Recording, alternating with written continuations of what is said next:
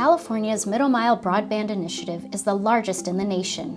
Its goal? To connect communities that have been historically left behind, building a backbone of fiber across more than 8,000 miles. For the Yurok Tribe, this effort is more than technology. It's about sovereignty, public safety, economic opportunity, and connecting today and for generations to come. This project means having access to technology, to fiber, having it come from Yurok, which is located in our Yurok ancestral territory, going all the way to Crescent City, and also coming into Klamath through the Glen, Requa, and the outreach here in Klamath.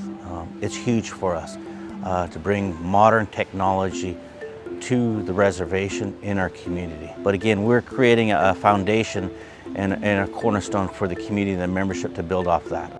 The state of California, working hand in hand with the Yurok Tribe and Yurok Telecommunications, are laying the foundation for digital self-determination. Thank you, Chairman James, for inviting us to stand on these Yurok ancestral lands and participate with you as a community. It does take all of us to make success happen. And one of the gifts Governor Gavin Newsom gave me was to lead basically the Broadband Middle Mile Initiative through Senate Bill 156. He signed that into law, and what that does is it basically focuses on unserved and underserved. From remote valleys to coastal towns, the Middle Mile Broadband Initiative is connecting cities, counties, and tribal lands to a digital highway, one that stretches across the entire state. We've come to realize that there are pieces of the road that are missing and full communities that aren't having access to that information superhighway. How do we make sure that we're connecting all of these people, all of these, this information superhighway, so that everybody has access to that highway? For tribal members raising families here, connectivity is not abstract. It's the difference between access and isolation. So I'm a Tolowa tribal member. I grew up in Crescent City, California, appointed by Governor Gavin Newsom as the tribal advisor.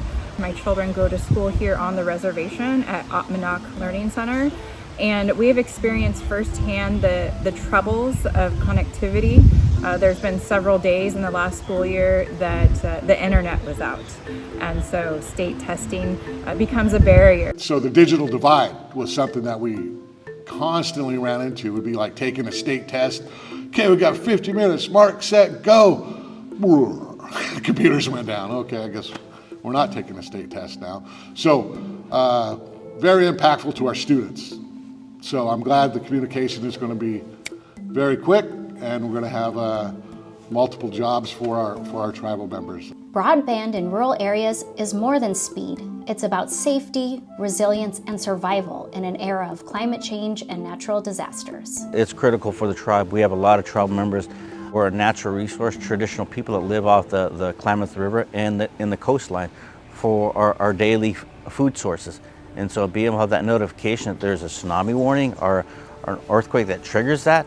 When Broadband SB 156, Broadband for All, was signed, it was to ensure that no matter where your geography was in California, that no one gets left behind. Everyone deserves to be able to connect to the internet, regardless of where you live. And why this segment is so special, I don't need to tell you, but I think it's just always important to remember that the Yurok Telecom is fully tribally owned, and it's basically people leading their own work on their own land for their own people and connecting every neighbor across the northern coast. This is true digital self-determination.